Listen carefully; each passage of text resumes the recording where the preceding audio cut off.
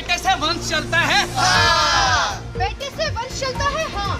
तो क्या आप मुझे बता सकते हैं कि आपके दादा के दादा के दादा का क्या नाम है?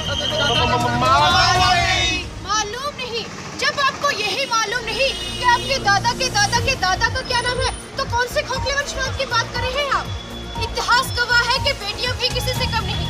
झांसी की रानी, रज़िया सुल्तान, इंदिरा गांधी, बेनजीर भुट्टो, इन सब ने साबित कर दिखाया कि बेटियां भी किसी से कम नहीं।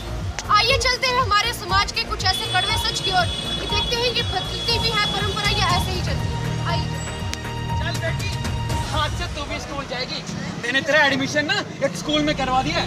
अब से तू भी पढ़ेगी और अपने बाप का नाम रोशन करेगी। चल ठीक है बाबा। चल चल चल बेटा, अच्छे से पढ़ना है। अरे ओ, बेटी को पढ़ाएगा? बेटी पढ़ेगी तो सर पे चढ़ जाएगी। बेटी ना ही पढ़े तो अच्छा है। बेवकूफ है तू। अरे ओ, बेटी को पढ़ाएगा, अफसर बनाएगा, और बेवकूफ है तू। अबे ओ, बेटी को पढ़ाएगा, आखिर पढ़ लिख के तो ससुराल ही जाएगी ना। बेवकूफ है तू।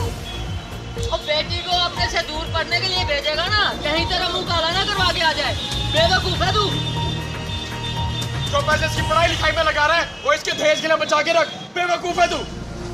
अरे बेटा, इसको घर के काम काज सिखा, चूल्हा चौका सिखा। बेवकूफ है तू।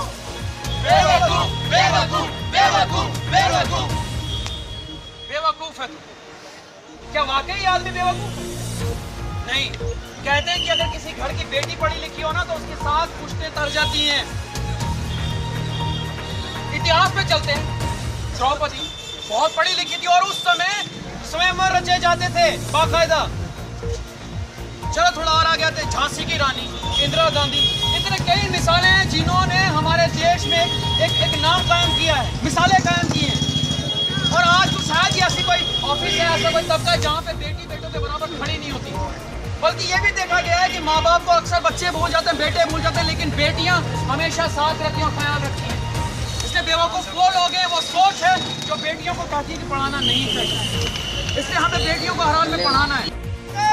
या वो बाप जो ईरान में स्ट्रिक्ट प्ले किया गया है, बेटे जाओ बेटी पढ़ाओ की तरफ से हमने तो इसका मकसद ये है कि जो लोग बाजार में रहते हैं या फिर जो लोग मार्केट का हिस्सा है, उन लोगों को इसकी जानकारी हो, एक गैर पारंपरिक तरीके से लोगों को इसका पता चले कि अवेयरनेस का हम कैसे बेटियों के बारे में लोगों को जागरूक कर सकते हैं। तो एक नुक्कड़ नाटक के माध्यम से लोगों को समझाया जा रहा है। और हमारी कोशिश ये है कि जितने भी गली चौराहे हैं और जहाँ ज़्यादा भीड़ की जगह है, जहाँ से लोग आ नहीं सकते हैं किसी प्रोग्राम में, तो उनके लिए हम